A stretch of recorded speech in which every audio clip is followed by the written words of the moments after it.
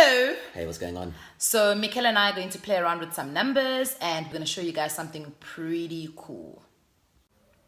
Hey, what's up again? Alright, so what we're going to be speaking about is the cost of debt, specifically the bond.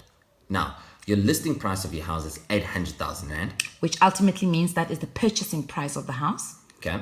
And you're going to go put down a deposit of 200,000 Rand. Now, why you're going to do that is because everyone tells you, oh, you need to put down a deposit on a house because it's a smart thing to do. It's the wise thing to do so that you're not going to go borrow that full amount from the bank. So the amount that you borrow from the bank, which is what we call your bond, is 600,000 Rand.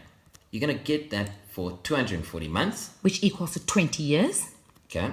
At an annual interest rate of 12%. The prime rate is sitting at 10.5, but banks look at the fact that you're a first-time home buyer and also you're high risk, so they will average it out at 12%. Right, and again, as a normal individual, we don't really care about what the interest rate is, right? We actually care about what the repayment is and whether we can afford the repayment, which is also in itself a big mistake.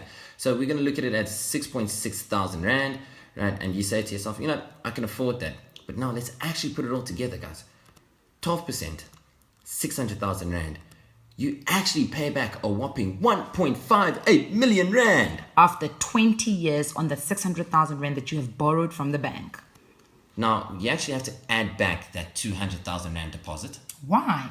Because that's money that you actually spent to get this bond, right? So now you actually pay 1.785 million Rand on the full purchase price of the house of the 800,000 Rand. So basically your house has now jumped from being 800,000 Rand to 1.7 million? Yep, pretty much.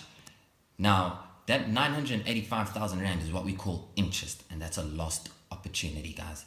That is another house. Sure, you could have actually bought another apartment. Imagine that. And looking at your interest rate, it's not actually 12%, guys. It's 12% per annum. Your total actual interest rate is 164% over that period. So if I'm understanding you, Mikel, basically what people are doing is that for 20 years, they are basically paying a very expensive rent. Yep, 164%. It's absolutely crazy. Sure.